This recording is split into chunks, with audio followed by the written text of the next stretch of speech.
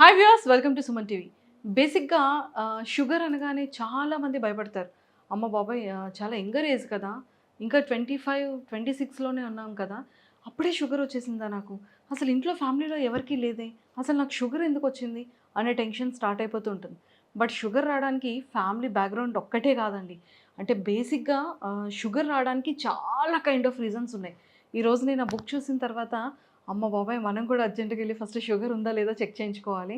అంటే మన ఫ్యామిలీలో అంటే వారసత్వం నుంచి వస్తుందా లేదా, డాడీకి ఉందా, మదర్కి ఉందా, లేకపోతే అమ్మమ్మ తాతయ్యలకు ఉందా, సో దాన్ని బట్టి మనకు వస్తుందేమో వారసత్వం బట్టి అని అనుకోవడం కూడా రాంగే. షుగర్ అనేది ఎప్పుడు ఎలా వస్తుందో అది ఒక రిలేటివ్లా అన్ఎక్స్పెక్టెడ్గా కూడా వచ్చేయచ్చు మన బాడీలోకి. సో అసలు ఈ షుగర్ వల్ల ప్రాబ్లమ్స్ ఏంటి, ఎన్ని టైప్స్ ఆఫ్ షుగర్స్ ఉన్నాయి, అది నెగ్లెక్ట్ చేస్తే నిజంగానే మన ప్రాణానికి ప్రమాదమా అని ఇలాంటి క్వశ్చన్స్, చాలా డౌట్స్ అయితే నా దగ్గర చాలా ఉన్నాయి. సో ఈరోజు డయాబెటిక్ చాలా స్పెషలిస్ట్. అసలు ఇక్కడికి వచ్చిన తర్వాత ఒక షుగర్ అంటే డయాబెటిక్ హాస్పిటల్ ఇంత పెద్దది ఎందుకు ఉంది, బేసిక్గా ఇంత పెద్ద హాస్పిటల్ ఉండదు కదా, అది కూడా 50 బెడెడ్ హాస్పిటలా, డయాబెటిక్ కూడా ఇంత హాస్పిటల్ ఉంటుందా అని కూడా నాకు అనిపించింది. సో నేనైతే ఈరోజు విజయవాడ వచ్చేసాను. సో ఈరోజు నాతో పాటు డాక్టర్ కే వేణుగోపాల్ రెడ్డి సార్ ఉన్నారు. సో సార్తో మాట్లాడి, డాక్టర్ గారితో మాట్లాడి చాలా విషయాలు తెలుసుకోవాలి. Hello sir, welcome to Suman TV. నమస్తే అండి మనీషా గారు. నమస్తే సార్, నమస్తే ఎలా టు ఉన్నారు? Suman to viewers. అసలు ఈ షుగర్ అనేది ఫ్యామిలీ వారసత్వంలో లేకపోయినా కూడా ఫ్రెష్గా ఎందుకు వస్తుంది షుగర్ అనేది రీజన్ ఏంటి? అంటే ముఖ్యంగా డయాబెటీస్లో మనం మాట్లాడుకునేది టైప్ 2 డయాబెటీస్. ఈ షుగర్ చాలా కామన్గా ఎక్కువ మందిలో ఉండే షుగర్ని టైప్ 2 డయాబెటీస్ అంటాం. ఇది బేసిక్గా ఫ్యామిలీ హిస్టరీ స్ట్రాంగ్గా ఉన్నప్పుడు త్వరగా రావచ్చు. అంటే తల్లిదండ్రులకి, ఇంకా మన బ్లడ్ రిలేటివ్స్కి ఎక్కువ మంది ఉన్నప్పుడు. అలా లేకపోయినా కానీ మన ఎన్విరాన్మెంటల్ రిస్క్ ఫ్యాక్టర్స్ అంటాం. అంటే మన life style, unhealthy life style. ఇప్పుడు మనకు చూసినట్లయితే ఎక్కువ మంది సెడెంటరీగా ఉంటారు, పెద్ద ఫిజికల్ యాక్టివిటీ లేకుండా. అట్లాగే ఎక్కువ జంక్ ఫుడ్స్ తీసుకోవటం, దాంతోపాటు స్ట్రెస్ లెవెల్స్ ప్రజెంట్ జనరేషన్లో వాళ్ళకు ఉన్నటువంటి కాంపిటేటివ్ ఎగ్జామ్స్, లేదంటే వాళ్ళకున్న ప్రొఫెషన్లో వాళ్ళు బాగా ఎక్సెల్ అవ్వాలనే తపనతో ఎక్కువ స్ట్రెస్కి గురి అవటం. అట్లాగే పొల్యూషన్, మనం ఒకప్పుడు ఇది రిస్క్ ఫ్యాక్టర్గా అనుకునేవాళ్ళం కాదు, కానీ పొల్యూషన్ కూడా ఈ డయాబెటీస్ రావడానికి ప్రధానంగా ఎయిర్ పొల్యూషను దోహదపడుతుంది. అట్లాగే మరి వీటితో పాటు బ్లడ్ ప్రెషరు, కొలెస్ట్రాల్, ఇవి ఉన్నవారిలో కూడా డయాబెటీస్ వచ్చే రిస్క్ ఎక్కువగా ఉంటుంది. సో ఈ environmental risk factors, family history లేకపోయినా కానీ ఎక్సర్సైజ్ లేకుండా ఉండటము, బరువు ఓవర్ వెయిట్ ఉండటము, స్ట్రెస్ ఎక్కువగా ఉండటము, అట్లాగే ప్రాపర్ స్లీప్, ఇన్అడెక్వేట్ స్లీప్, నిద్ర లేకుండా ఉండటం. మనకి ఈరోజు ఈ ఎస్పెషలీ సాఫ్ట్వేర్ జాబ్స్లో కానీ, కాల్ సెంటర్స్లో కానీ ఇలా నైట్ టైం వర్క్ చేయటం, ఇవన్నీ కూడా ఎక్కువగా చూస్తున్నాం. అమెరికన్ టైమింగ్స్ ప్రకారం మన వాళ్ళు ఇక్కడ వాళ్ళ కోసం వర్క్ చేయటం, నైట్ నిద్రపోకుండా, దీని నుంచి కూడా మనకి బాడీలో స్ట్రెస్ హార్మోన్స్ పెరిగి డయాబెటీస్ రావడానికి కారణమవుతుంది. సో వీటితో పాటు మనకి మరి ఏదైతే మనం డెవలప్మెంట్, ఇండస్ట్రియలైజేషన్, గ్లోబలైజేషన్ అని అనుకుంటున్నాం, దాని యొక్క ఇంపాక్ట్ కూడా ఈ డయాబెటీస్ రావడం అనేది ఎక్కువగా చూస్తున్నాం. సెడెంటరీగా ఆఫీస్కి వెళ్ళి కదలకుండా కూర్చునే జాబ్స్, ఎక్కువగా కూర్చునేటువంటి జాబ్స్. సో మన ట్రాన్స్పోర్టేషన్ కూడా అంతా వెహికల్స్లోనే, either car or bus, walking అనేది తగ్గిపోయింది. స్థూలకాయం వచ్చేసి డయాబెటిక్గా మారుతున్నారు. సో ఈ ఎన్విరాన్మెంటల్ రిస్క్ ఫ్యాక్టర్స్ వల్ల ఎక్కువ మందిలో డయాబెటీస్ వస్తుంది. జెనెటిక్ బ్యాక్గ్రౌండ్ ఉన్న వాళ్ళలో ఎర్లీగా వస్తుంది. చిన్న దెబ్బ తగిలినా కూడా అది చాలా పెద్దదిగా అయిపోవడం, మానకుండా ఉండడం. అంటే షుగర్ వచ్చిందా, మేబీ నీకేమైనా డయాబెటిక్ అటాక్ అయిందా, సో అందుకే తగ్గట్లేదేమో, ఎక్కువగా యూరిన్ వెళ్తున్నావు, షుగర్ ఏమైనా అటాక్ అయిందేమో, ఒకసారి చెక్ చేయించుకుంటే బాగుంటుంది అంటారు. అంటే నిజంగానే ఈ సిమ్టమ్స్ ఇంకా ఇవి కాకుండా ఇంకేమైనా గుర్తించవచ్చా మనం? డయాబెటీస్లో సిమ్టమ్స్, లక్షణాలు, వ్యాధి లక్షణాలు చూసినట్లయితే 50% ఆఫ్ ద పేషెంట్స్లో ఎటువంటి సిమ్టమ్స్ ఉండవు. వాళ్ళు ఏదో రొటీన్ చెకప్కి వెళ్ళినప్పుడు షుగర్ బయటపడుతుంది. జనరల్గా కొంతమంది ఇయర్లీ పీరియాడికల్ చెకప్కి వెళ్తారు, అప్పుడు షుగర్ బయటపడుతుంది. కొంతమందిలో హార్ట్ అటాక్, పెరాలసిస్, స్ట్రోక్ వచ్చినప్పుడు ఐసీయూకి వెళ్తారు. ఐసీయూకి వెళ్ళినప్పుడు అప్పుడు షుగర్ ఉన్నట్లు ఐడెంటిఫై అయింది, 300-400.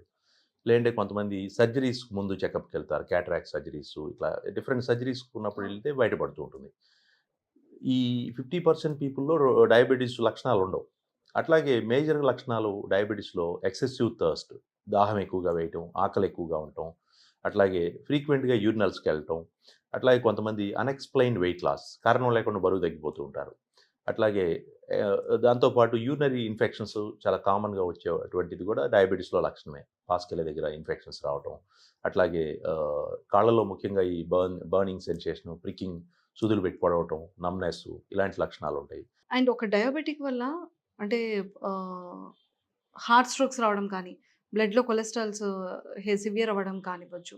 అండ్ టీబీ రావడం కానీ, థైరాయిడ్ అటాక్ అవ్వడం కానీ, లేదు అంటే గైనకల్ ప్రాబ్లమ్స్ షుగర్ వల్ల ఇంకా అటాక్ అవ్వడం కానీ. అండ్ అసలు అప్పటి వరకు షుగర్ లేని ప్రెగ్నెంట్ వుమెన్స్‌కి కూడా ప్రీ డయాబెటిక్ యాడ్ అవ్వడం కానీ, అంటే పాపం 0 డే బోర్న్ బేబీస్‌కి కూడా డయాబెటిక్ అటాక్ అవ్వడం కానీ, ఇవన్నీ చాలా జరుగుతూ ఉంటున్నాయి. అంటే ఇంకా ఇలాంటివి మాకు తెలియని విషయాలు ఇంకా ఉన్నాయా? లాంగ్ టర్మ్‌లో నెగ్లెక్ట్ చేసే వారిలో, షుగర్‌ని కంట్రోల్‌లో పెట్టుకోకుండా నెగ్లెక్ట్ చేసే వారిలో కాంప్లికేషన్స్ వస్తాయి. అందులో ఒకటి కాళ్ళల్లో పుళ్ళు పడినప్పుడు అది మానకుండా ఆహ్, ఎక్కువ రోజులు స్లోగా హీల్ అవ్వటం, లేదంటే మానకుండా కాంప్లికేట్ అవ్వటం. షుగర్ ఎక్కువ ఉన్నప్పుడు అది కాంప్లికేట్ అయ్యి కాలు పోయేదానికో, లేదంటే వేలు తీసేసేదానికో కారణమవుతుంది. అంటే డయాబెటిక్ అనేది అంత హెచ్ఐవి కన్నా చాలా ప్రమాదంగా ఉంది సార్ ఇది. నిజంగా డయాబెటిస్ మనకి ఆల్మోస్ట్ 543 మిలియన్స్ డయాబెటిక్స్ ఉన్నారు వరల్డ్ వైడ్‌గా. 543 మిలియన్స్. ఇది బై 2045కి 783 మిలియన్స్‌కి పెరుగుతుంది. 2045కి 783 మిలియన్స్ అంటే సుమారుగా అంటే ఇంకా 78 తగ్గే కోట్లు. ఛాన్సెస్ అయితే లేదు. ఇంకా పెరుగుతూనే ఉంటాయి. అంటే ఒక ఎగ్జాంపుల్ మనకి మన రోడ్లు చాలా విశాలంగా పెద్ద పెద్దయి అవుతున్న కొద్దీ మనకి యాక్సిడెంట్లు తగ్గుతున్నాయా? పెరుగుతున్నాయా? అంటే మేబీ పెరుగుతున్నాయి అని అనుకోవచ్చు. ఎందుకు? ఓవర్ స్పీడు, ర్యాష్ డ్రైవింగు, ఇలాంటి కారణాలు. అట్లాగే డయాబెటిస్ పెరుగుతుందంటే దానికి కారణం అన్‌హెల్తీ లైఫ్ స్టైల్. ఎక్కువ ఈ junk foods, sedentary life style, unhealthy life style. Sir ఇప్పుడు అన్‌హెల్తీ ఫుడ్ అంటే నాకు కొన్ని డౌట్స్ వచ్చాయి సార్. అంటే వైట్ రైస్ అవాయిడ్ చేయడం వల్ల డయాబెటిక్ అనేది తగ్గుతుందా? అంటే కంట్రోల్‌లోకి వస్తుందా? వైట్ రైస్ అనేది బేసిక్‌గా కార్బోహైడ్రేట్. ఈ కార్బోహైడ్రేట్‌ని గనక మనం తగ్గిస్తే జనరల్‌గా షుగర్ లెవెల్స్ త్వరగా తగ్గుతాయి. అంటే ఒకప్పుడు 60 ఏజ్ అంటే 60స్‌లోకి 70స్, 70. 50స్‌లోకి వెళ్తే వాళ్ళు తినేది ఆ ఒక్క వైట్ రైసే. కరెక్ట్. అంటే పెరుగన్నం కానివ్వచ్చు, లేకపోతే యెస్. నైట్ అంతా వాటర్‌లో సోక్ చేసి ఆ రైస్ మార్నింగ్ తినేటప్పుడు యెస్. అంటే అదంతా హెల్తీగా ఉండేది కదా! కరెక్ట్. ఏజ్‌తో సంబంధం లేకుండా 90 ఇయర్స్, 100 ఇయర్స్ బతికే వాళ్ళు కూడా ఉన్నారు ఆ యెస్. టైంలో. కరెక్ట్. మీరన్నట్లు 1950స్, 60స్‌లో మరి ఇంత రైస్ తినేవాళ్ళు గదా! వాళ్ళకెందుకు డయాబెటిస్ రాలేదని. So, that is a very good valid point. ఏంటంటే, ఆ రోజు ఫిజికల్ యాక్టివిటీ బాగా ఉండేది. ప్రతి ఒక్కరు ఇంత బాగా జంక్ ఫుడ్ పనిచేసేవాళ్ళు. ఉండేది కాదు. జంక్ ఫుడ్ ఉండేది కాదు. Plus physical activity. మీరు ఆ యెస్. రోజు నిజంగా రైస్ ఎక్కువ తినేవారు గదా! మన అవును. గ్రాండ్ పేరెంట్స్ గాని 3 పూట్ల తినేవాళ్ళు. 3 పూటలా తినేవాళ్ళు, బాగా పనిచేసేవాళ్ళు. రైస్ అనేది మనకి కార్బోహైడ్రేట్ ఎక్కువ ఉంటుంది కాబట్టి దాని నుంచి మరి త్వరగా షుగర్ లెవెల్స్ షూట్ అప్ అవ్వడం. వైట్ రైస్ ఎస్పెషల్లీ బాగా పాలిష్ చేసినటువంటి దానిలో ఈ ఫైబర్ కంటెంట్ తగ్గిపోతుంది. దాని నుంచి షుగర్ స్పీడ్‌గా డైజెస్ట్ అయ్యి బాడీలోకి గ్లూకోజ్ పెరుగుతుంది.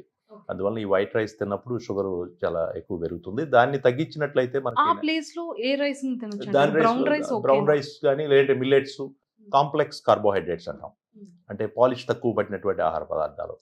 పీచు పదార్థం, ఫైబర్ ఎక్కువ ఉండే డైట్ అంటే మిల్లెట్స్, రాగులు, కొర్రలు, జొన్నలు, సజ్జలు ఇలాంటి వాటిని. అవి కూడా క్వాంటిటీ లిమిటెడ్‌గా తినాలి. అంతేగాని అవి మంచిది కదా అని క్వాంటిటీ ఎక్కువ తింటే అల్టిమేట్‌గా అవి కూడా కార్బోహైడ్రేట్సే కాబట్టి షుగర్ పెరిగిద్ది. So, quantity important.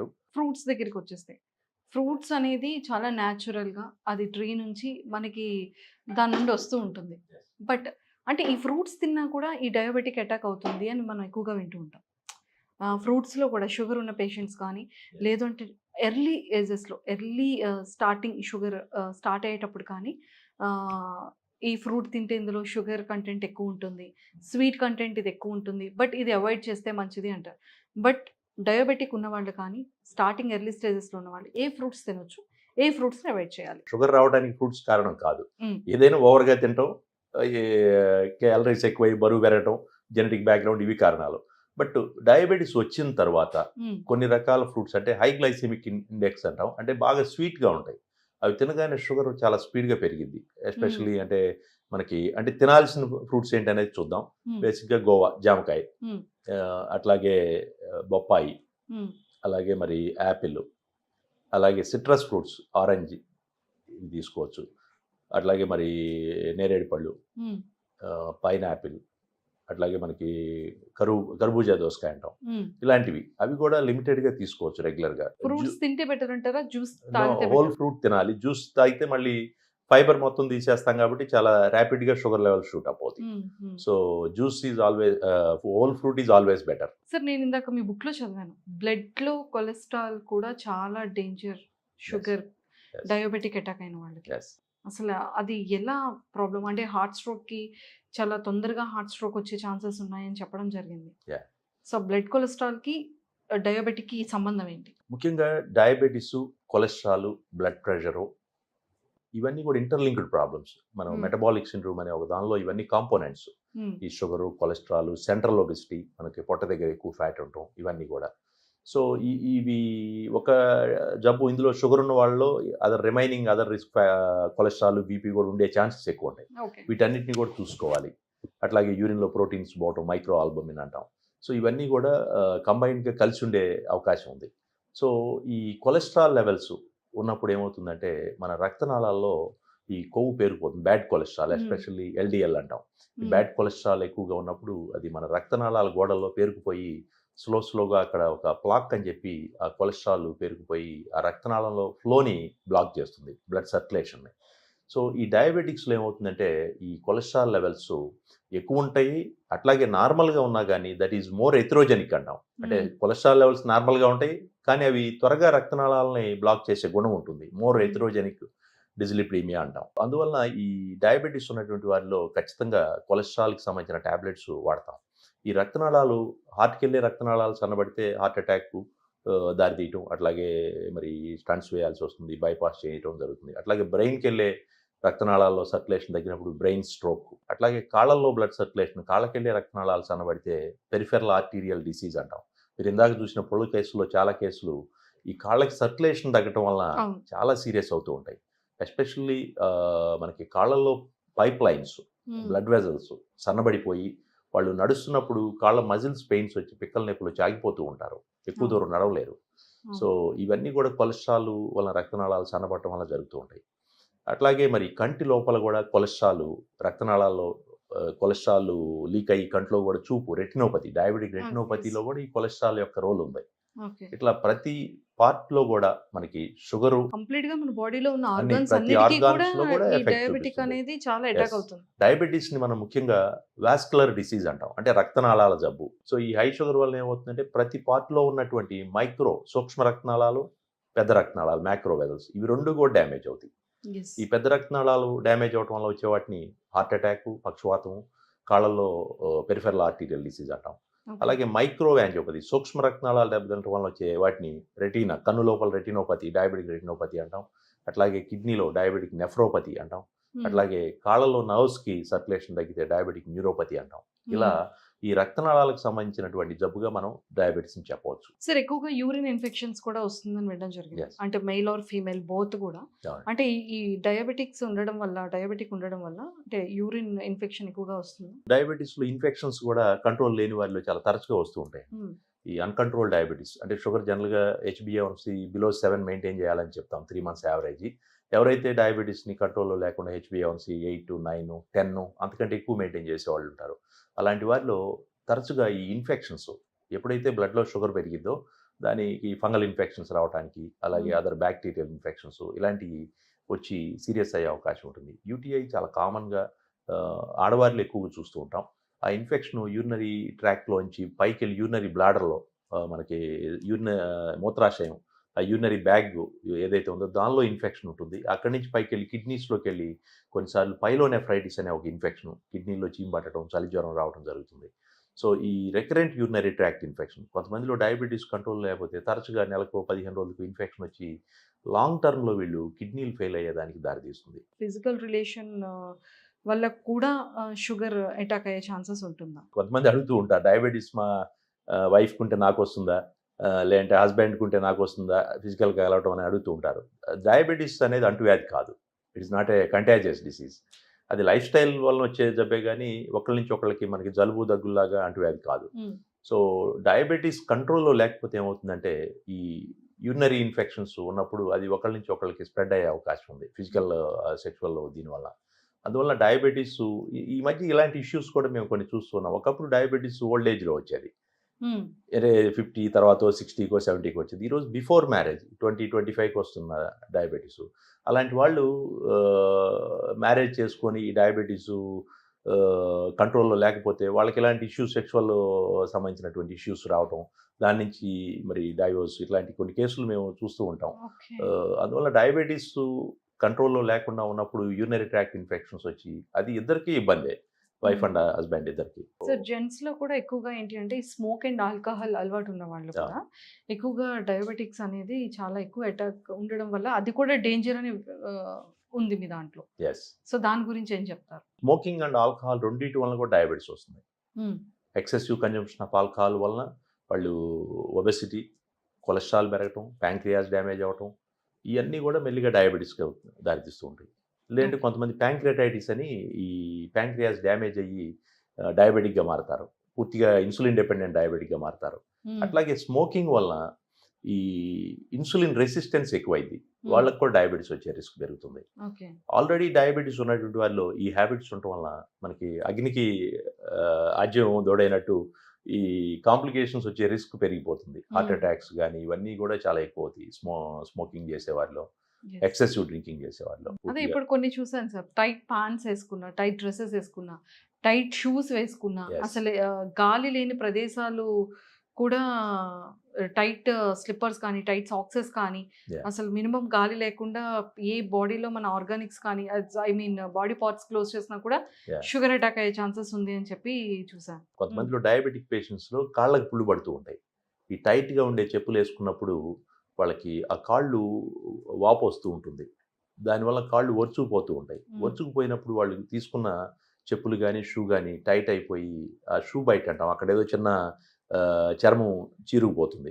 అది మెల్లిగా షుగర్ కంట్రోల్లో లేకపోతే ఆ ఇన్ఫెక్షన్ ఎంటర్ అయ్యి కాలంతా కూడా వాసి ఎర్రబడి సెల్యులైటిస్ అంటాం. వాటర్లో కాలు ఎక్కువగా ఉన్నా కూడా ఆ ఇన్ఫెక్షన్, ఫంగల్ ఇన్ఫెక్షన్ స్టార్ట్ అయ్యి Yes. అది కూడా ప్రాబ్లం అవుతుంది. కొంతమందిలో తరచుగా కాళ్ళు ఎక్కువ కడుక్కోవటం, ఫ్రీక్వెంట్గా నీళ్ళల్లో తడిచే వాళ్ళు ఉంటారు. బట్టలు క్లోత్స్ వాషింగ్ దగ్గర ఇంకేదో పనులు చేస్తూ ఎక్కువసేపు కాళ్ళు తడుపుకుంటూ ఆ వేళ్ల మధ్యలో తడి ఉంటే కనుక అది పాచి పడుతుంది, ఫంగల్ ఇన్ఫెక్షన్ వస్తుంది. ఆ ఇన్ఫెక్షన్ ఏమవుతుందంటే షుగర్ కంట్రోల్లో లేనటువంటి వారిలో అది ఇన్ఫెక్షన్ బాగా పెద్దదయ్యి కాలు పోయే పరిస్థితికి దారితీస్తుంది. ఎక్కువగా చెప్పులు లేకుండా కూడా ఎండలో నడవకూడదు. ఎస్పెషల్లీ ఈ ఫుట్వేర్ అనేది కంపల్సరిగా ఉండాల్సిందే. ఫుట్వేర్ లేకుండా నడవటం వల్ల డయాబెటిక్స్లో ముఖ్యంగా వాళ్ళకి స్పర్శ జ్ఞానం తగ్గి ఉంటుంది, కాళ్ళల్లో నొప్పి తెలియదు, స్పర్శ పోయి వాళ్ళకి ఏదన్నా చిన్న చిన్న రాళ్ళు ముళ్ళు ఏమైనా గుచ్చుకుంటూ ఉంటాయి, మనం బయటకు వెళ్ళినప్పుడు ఏమో గుచ్చుకుంటాయి తెలియదు, అవి మెల్లిగా చీంబడతాయి. షుగర్ ఎక్కువ ఉన్న వారిలో మెల్లిగా చీంబట్టి కాలంతా కూడా వాసి నల్లబడిపోవటం, గ్యాంగ్రీన్ అవటం వస్తుంది. చలిజ్వరం ఏదో వస్తూ ఉంటుంది, దాన్ని వాళ్ళు కాలు కాకుండా ఏదో చలిజ్వరం అంటే టైఫాయిడ్, మలేరియానో చూసుకుంటూ ఉంటారు. కాళ్ళల్లో చీంబట్టి కూడా చాలా మంది డయాబెటిక్స్లో చలిజ్వరం వస్తూ ఉంటుంది. ఖచ్చితంగా ఈ ఇన్సులిన్స్ అనేది షుగర్ పేషెంట్స్కి ఇంకా మస్ట్ అంటారా?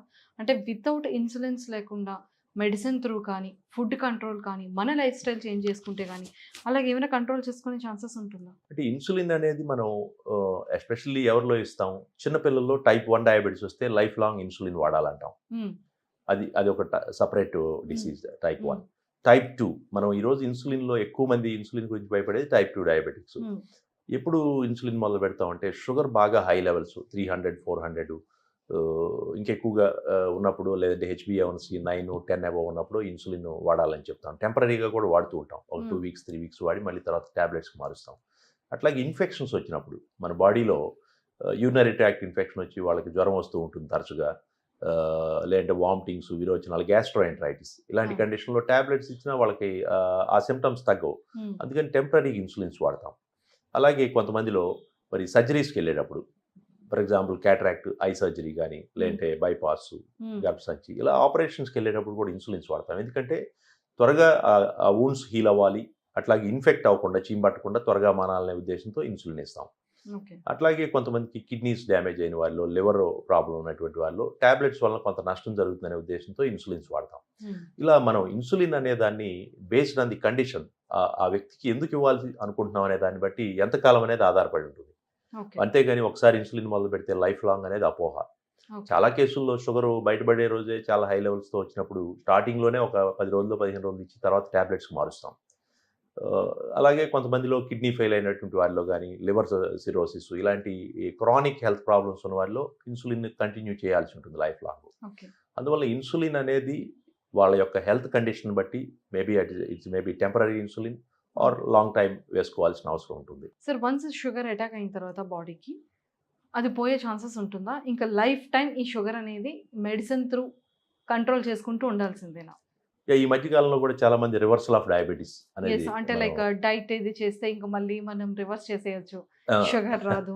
అండ్ అవును. ఈ పౌడర్ యూజ్ చేస్తే ఇంకా షుగర్‌కి Correct. కంప్లీట్‌గా చెక్ పెట్టేయొచ్చు. అవునండి. లేకపోతే ఇంకా ఇంకా లైఫ్ టైమ్ ఇంకా షుగర్ అనేది ఇంకా మళ్ళీ మీ బాడీకి రాదు Yes. అని ఇలాంటివి ఎక్కువగా వింటూ వింటూ ఉంటున్నాం. ఉంటాం. Correct. సో అది ఎంతవరకు కరెక్ట్ అంటారు? ఏదైనా మనం పబ్లిక్‌కు ఈజీగా చేయటానికి అవకాశం ఉన్న వాటి ద్వారా తగ్గేటట్లయితేనే అది సాధ్యమైంది తప్పితే, మనం అంటే చాలా డిఫికల్ట్ ప్రాసెస్‌లు కష్టమైనవి చెప్తే అది టెంపరరీ ఫినామినన్. ఇప్పుడు ఫర్ ఎగ్జాంపుల్ మనం ఈ డైట్ చేస్తే తగ్గుతుందంటాం. మేబీ కార్బోహైడ్రేట్ పూర్తిగా మానేసి కొన్ని రోజులు చేసినప్పుడు తగ్గిద్ది. మనం కార్బోహైడ్రేట్ పూర్తిగా తీసేసి ప్రోటీను, ఫ్యాట్ తీసుకుంటూ ఉంటే కొన్ని రోజులు తగ్గిపోతుంది. బట్ అది లైఫ్ లాంగ్ మనం చేయటం ఇట్స్ ఎ డిఫికల్ట్ ప్రాసెస్. అందువల్ల అలాంటివి అంటే వాటికి నిజంగా ఎంతవరకు దానికి సైంటిఫిక్ ఎవిడెన్స్ ఉంది అనేది చూడాలి. బట్ ఏదైనా మీకు నిజంగా ఎవరో పక్కన వాళ్ళు చెప్పినప్పుడు ఇది చేసినప్పుడు నాకు తగ్గిపోయిందని చెప్పి నాకు అట్రాక్ట్ అవుతాం. అది చేసేటప్పుడు మీరు ఖచ్చితంగా బ్లడ్ షుగర్ లెవెల్స్‌ని మానిటరింగ్ చేసుకుంటూ, పీరియాడికల్ చెక్ చేసుకుంటూ, ఎప్పుడైతే షుగర్ కంట్రోల్ అవ్వకుండా పెరుగుతుందో ఇమ్మీడియేట్‌గా మీ డాక్టర్ గారిని కలిసి దాని గురించి అడ్వైస్ తీసుకోవాలి. అండ్ ఇంకొకటి ఏంటంటే చాలా మందికి అవేర్‌నెస్ లేనిది ఏంటి అంటే ఇంట్లో మన ఫ్యామిలీలో ఎవరికో ఒకరికి షుగర్ ఉన్న వాళ్ళకి రెగ్యులర్‌గా టెస్ట్ అనేది చేస్తారు. అవును. సో అలాగే యంగర్ పిల్లలు కూడా అంటే యంగర్ యూత్ కూడా స్టార్ట్ చేసేస్తారు. అవును. కానీ షుగర్ అనేది ఏ నెంబర్‌తో ఉంటేనే ఇది మనకి డయాబెటిక్ అటాక్ అయింది. షుగర్ అటాక్ అయింది. Yes. అది ఆ ఫిగర్ అనేది చాలా మందికి తెలీదు. Yeah. అండ్ ఏదైనా సరే టెస్ట్‌కెళ్ళేటప్పుడు కూడా, ల్యాబ్స్‌కెళ్ళేటప్పుడు కూడా ఎన్ని hours before without food fasting ఉండాలి. Yes. కరెక్ట్‌గా ప్రాపర్ టెస్ట్ ఏ టైంకి చేయించుకోవాలి అనే అవేర్‌నెస్ కూడా లేదు. మనం ఆహారంతో సంబంధం లేకుండా రోజులు ఏదో ఒక టైంలో ఒక బ్లడ్ షుగర్ ఏదో ఈవినింగ్ 6కో 7కో వెళ్ళి బ్లడ్ ఇవ్వటం, లేదంటే మధ్యాహ్నం ఇవ్వటం ఇట్లా చేస్తూ ఉంటారు. ర్యాండమ్ బ్లడ్ షుగర్ అంటాం. అది 200 మిల్లీగ్రామ్స్ కంటే ఎక్కువ ఉంటే డయాబెటీస్ వచ్చినట్లుగా చెప్పొచ్చు. ఓకే. దాంతోపాటు వాళ్ళకి ప్రీ డయాబెటిక్ అంటాం. డయాబెటీస్ రావటానికి ముందు దశ. ఈ ఫాస్టింగ్ లెవెల్ 120 మిల్లీగ్రామ్స్ 126కి 100కి 126కి మధ్యలో ఉంటే ఫాస్టింగ్ అది ప్రీ డయాబెటిక్ అంటాం. అట్లాగే మనకి టిఫిన్ చేసినాక కానీ భోంచేసినాక కానీ ఉండే సెకండ్ వాల్యూ 140 నుంచి 200 మిల్లీగ్రామ్స్ లోపు ఉంటే దాన్ని ప్రీ డయాబెటిక్ స్టేజ్ అని చెప్పొచ్చు. ఓకే. అలాగే HbA1c 5.6 నుంచి 6.5 లోపు ఉంటే వాళ్ళకి ప్రీ డయాబెటిక్ అంటే డయాబెటీస్ వచ్చే అవకాశం ఉంది అని అంటాం. అంటే మనం just we are seeing the tip of the iceberg. Only diabetes చాలా తక్కువ నెంబర్ మనం తెలుసుకుంటాం. బట్ అన్డిటెక్టెడ్ కేసెస్ చాలా ఎక్కువగా ప్రీ డయాబెటిక్ కానీ అన్డిటెక్టెడ్ కేసెస్ కానీ చాలా ఎక్కువ సైలెంట్గా సమాజంలో ఉన్నాయి. సరే అసలు డయాబెటిక్ లేదు అనే ఫిగర్ ఎంత ఉంటుంది? డయాబెటీస్ లేదంటే మనం అదే ఇప్పుడు చెప్పుకున్న వాటిలో ఫాస్టింగ్ 100 మిల్లీగ్రామ్స్ కంటే తక్కువ ఉండాలి. అట్లాగే పోస్ట్ ప్రాండియల్ టిఫిన్ తిన్నాక కానీ భోంచేసినాక కానీ 140 మిల్లీగ్రామ్స్ కంటే తక్కువ ఉండాలి. అట్లాగే HbA1c 5.6 లోపు ఉండాలి. ఇలా ఉంటే డయాబెటీస్ లేదు నార్మల్ అని అనుకోవచ్చు. సో అఫ్ కోర్స్ డయాబెటీస్ ఒకవేళ మన రీడింగ్స్ లో బోర్డర్ లైన్ లో ఉన్నట్టు ప్రీ డయాబెటిక్ ఉన్నట్టు ఎర్లీ స్టేజ్ లో ఉన్నట్టు వచ్చినా కానీ పెద్ద ప్యానిక్ అవ్వాల్సింది ఏమి లేదు. దాన్ని with simple life style modification without medication, regular exercise, diet కొంచెం స్ట్రిక్ట్గా వెయిట్ పెరగకుండా చూసుకోవటం, ఇలాంటి సింపుల్ మెజర్స్తో మనం డయాబెటీస్ని రివర్స్ చేయవచ్చు. విజయవాడలో ఇంత పెద్ద హాస్పిటల్, అది కూడా షుగర్ పేషెంట్స్ కోసం 50 బెడెడ్ హాస్పిటల్. ఎందుకు ఇంత పెద్దది? డయాబెటిక్ కూడా ఇంత హాస్పిటల్ ఉండాలా అనేది అందరిలో ఒక క్వశ్చన్. దీనికి ఏం చెప్తారు ఆన్సర్? ముఖ్యంగా డయాబెటీస్ అనేది ఒకసారి వస్తే మీరు అన్నారు లైఫ్ లాంగ్ ఉంటుందని. ఒక పేషెంట్తో మనకి ఒక లాంగ్ జర్నీ ఉంటుంది. మేబీ 15, 20, 30, 40 ఇయర్స్ జర్నీ ఉంటుంది. సో ఈ జర్నీలో ఆ పేషెంట్ మనం డయాబెటీస్ అన్నీ చూసుకుంటూ వస్తూ ఉంటాం. వాళ్ళకి తరచుగా ఏదో ఒక ప్రాబ్లం వస్తూ ఉంటుంది. ఫర్ ఎగ్జాంపుల్ వైరల్ ఫీవర్ వచ్చిందనుకోండి, అప్పుడు వాళ్ళు సిక్ అవుతారు. ఈ షుగర్ పేషెంట్స్లో ఏమవుతుందంటే కొన్నిసార్లు షుగర్ డౌన్ అయిపోయి లో షుగర్ అవటం, షుగర్ ఫ్లక్చుయేషన్స్తో కొంచెం ఇబ్బందిగా ఉంటుంది, హాస్పిటలైజేషన్ అవ్వాల్సిన పరిస్థితి వస్తుంది. అలాగే gastroenteritis, very common infection, loose motions, vomitings ఇలాంటివి వచ్చినప్పుడు కొంతమంది షుగర్ డౌన్ అయ్యి కోమాలో వస్తారు. మన పేషెంట్ సడన్గా అలా జరిగిందనుకోండి, మన దగ్గరికి తీసుకొస్తే ఇక్కడ కాదని ఎటో పంపిస్తాం. అవును. ఇవన్నీ కూడా మన దగ్గర under one roof, total diabetes care under one roof అనే కాన్సెప్ట్తో ఒక 20 సంవత్సరాల క్రితం స్టార్ట్ చేశాం. సార్ ఇన్ని ఇయర్స్గా జనాల్లో అవేర్నెస్ రావడానికి ఎన్నో ప్రోగ్రామ్స్ కండక్ట్ చేశారు. Yeah. అంటే ఎన్ని ఇయర్స్ నుంచి మీరు అసలు ఈ షుగర్ పేషెంట్స్తో ఫైట్ చేస్తున్నారు మీరు? Fighting. ఆల్మోస్ట్ నేను 22 ఇయర్స్, ఓకే. విజయవాడ వచ్చి ఆల్మోస్ట్ ఒక 18-19 ఇయర్స్ అవుతుంది. సో ఈ డయాబెటీస్లో ప్రధానంగా నేను ఫేస్ చేసింది, మనం పెద్ద పెద్ద సెంటర్స్లో హైదరాబాద్లోనో బాంబేలోనో లేకపోతే మెడ్రాస్లో ప్రాక్టీస్ చేసేటప్పుడు దట్ ఈస్ డిఫరెంట్ ఇది, ఎందుకంటే ఎక్కువ ఎడ్యుకేటెడ్ పీపుల్ అవేర్నెస్ ఉండి వస్తారు. బట్ స్మాల్ సిటీస్కి వచ్చినప్పుడు విలేజెస్ నుంచి వచ్చేవాళ్ళు వీళ్ళందరిలో అవేర్నెస్ లేక మనకి డయాబెటీస్లో ఈరోజు అంటే మనకి సోషల్ మీడియా వీటన్నిటిలో చాలా మందికి ఈజీ అయింది. ఒక 20-25 ఇయర్స్ బ్యాక్ వాళ్ళలో HbA1c అంటే తెలియదు. చాలా మంది షుగర్ కోసం వచ్చి డాక్టర్ షుగర్ చూడండి ఇంకేమొద్దు అనేవాళ్ళు. HbA1c కూడా చాలా ఇంపార్టెంట్ షుగర్ టెస్ట్ అనేది తెలియదు. ఆ టెస్ట్ లేకుండా మనం బ్లైండ్గా ట్రీట్ చేయడమే, నిజంగా డయాబెటీస్ కంట్రోల్ ఎంత ఉందో మనకు తెలియదు. సో అందుకని వీటన్నిటి మీద అవేర్నెస్ క్రియేట్ చేయడం చాలా ఇంపార్టెంట్ అనే దీంతో గత 20 సంవత్సరాల నుంచి కూడా ఎస్పెషల్లీ స్కూల్స్, దాదాపు 1000కి పైకి స్కూల్స్లో 10 లక్షల మంది స్టూడెంట్స్ని డయాబెటీస్ మీద అవేర్నెస్ ఎస్ఏ రైటింగ్స్ పెట్టడం. ఎవ్రీ ఇయర్ November 14th ఒక పెద్ద ఈవెంట్, ఒక 50,000 మంది పిల్లలతో ఎస్ఏ రైటింగ్స్ రాయించి డయాబెటీస్ మీద అవగాహన. ఒకసారి ఒక ఇంట్లో ఒక చిన్నపిల్లాడికి డయాబెటీస్ మీద అవగాహన వచ్చిందంటే కనీసం ఒక 5గురికి అవేర్నెస్ వచ్చింది. వాళ్ళ father, mother, grand parents sugar, heart attacks, sugar neglect చేస్తే ఏమవుతుంది, లో షుగర్ అయితే ఏమవుతుంది, ఇలాంటి సింపుల్ ఇవన్నీ కూడా వాళ్ళ అవగాహన పెంచుకుంటూ వచ్చాను. అట్లాగే దాదాపు 5,000 క్యాంప్స్, అవేర్నెస్ క్యాంప్స్ కానీ, అట్లాగే radio programmes, hello doctor, live question and answers. అంటే ఒక అవేర్నెస్ ఉన్న వ్యక్తికి అవేర్నెస్ లేని వ్యక్తికి డిఫరెన్స్ ఏంటంటే, అవేర్నెస్ ఉన్న వ్యక్తి ముందుగానే జాగ్రత్త పడి కేర్ తీసుకుంటే ఎక్స్ట్రా 10 ఇయర్స్ ఆరోగ్యంగా జీవించగలుగుతాడు. మనకి డయాబెటీస్ రాగానే ఏదో 10 ఏళ్ళు ముందు చనిపోతారు అని అనుకునేవాళ్ళం ఒకప్పుడు. అది నిజం కాదు. డయాబెటీస్ వస్తే దాన్ని మంచి కంట్రోల్లో పెట్టుకుంటూ పీరియాడికల్ చెకప్లో ఉండి ఇంకా ఎక్స్ట్రా 10 ఏళ్ళు బతకొచ్చని ఎంతోమంది పేషెంట్స్ ప్రూవ్ చేశారు. డయాబెటీస్ని మోర్ దాన్ 50, వాళ్ళ హాఫ్ ఆఫ్ ది లైఫ్ డయాబెటీస్ని మేనేజ్ చేశారు. 35 ఏళ్ళకి షుగర్ వస్తే 70 ఏళ్ళు ఆరోగ్యంగా జీవించడం. అదంతా కూడా బికాజ్ ఆఫ్ ది అవేర్నెస్, వాళ్ళకున్న అవగాహన. పిల్లల్లో ఎందుకు చేస్తున్నామంటే ఇప్పుడు చిన్నపిల్లలంతా కూడా ఎక్కువ ఈ జంక్ ఫుడ్స్ తిని ఫిజికల్ యాక్టివిటీ లేకుండా ఒబీజ్ అయిపోతున్నారు, చిన్నప్పుడే ఓవర్ వెయిట్ అయిపోతున్నారు.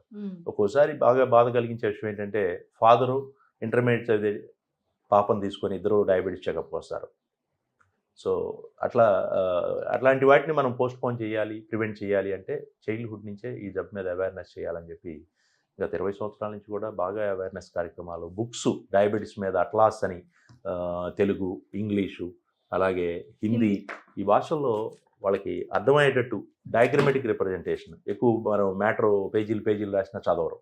సో ఈజీగా ఒక బొమ్మ చూస్తే మనకి ఓ 10 పేజీల్లో మ్యాటర్ అర్థమయ్యేటట్టు డయాగ్రమెటిక్ రిప్రజెంటేషన్తో బుక్స్ని తయారు చేయడం, వీటి ద్వారా ప్రజల్లోకి అవేర్నెస్ తీసుకెళ్ళడం జరిగింది. Thank you sir, thank you so much and nice talking to you. Thank you అండి, thank you to the viewers, thank you Suman TV. Thank you sir. So చూసారు కదా, సార్ అనేది డయాబెటిక్స్ మీద ఎంత ప్రాపర్గా, ఎంత క్లీన్ అండ్ క్లియర్గా చెప్పారనేది మనందరికీ అర్థమైంది. బట్ మన లైఫ్ స్టైల్ కనుక మన నిజ జీవితంలో మన లైఫ్ స్టైల్ని ఒక్కటి చేంజ్ చేసుకుంటే మనం 60 years బతికే వాళ్ళం కాస్త 75 years హ్యాపీగా బ్రతకొచ్చు అని చెప్పారు. బట్ వీటన్నిటికన్నా ముందు ఏంటి అంటే, చాలా చిన్నప్పటి నుండి కూడా మనం తీసుకునే ఫుడ్ కానివ్వచ్చు, మన ఫిజికల్ యాక్టివిటీస్ అనేది ఎంత ప్రాపర్గా ఉంటే మన లైఫ్ స్టైల్ కూడా అంత బాగుంటే మన హెల్త్ కూడా అంతే బాగుంటుందని చెప్పారు. సో ఎవరైనా సరే షుగర్తో బాధపడుతున్న వాళ్ళు ఎవరైనా కానీ ఏ టెస్ట్ చేయించుకోవాలన్నా, ఎలాంటి ఎమర్జెన్సీస్ ఉన్నా, ఎలాంటి ప్రాబ్లం ఫేస్ చేసినా కూడా విజయవాడ అండ్ విజయవాడకి నియర్ బై ఎలాంటి సిటీస్ వాళ్ళు అయినా సరే కింద స్క్రోల్ అవుతున్న కాంటాక్ట్ నెంబర్కి ఇప్పుడే కాంటాక్ట్ అవ్వచ్చు, డైరెక్ట్గా హాస్పిటల్కి రావచ్చు, ట్రీట్మెంట్ కూడా తీసుకోవచ్చు. Thank you so much.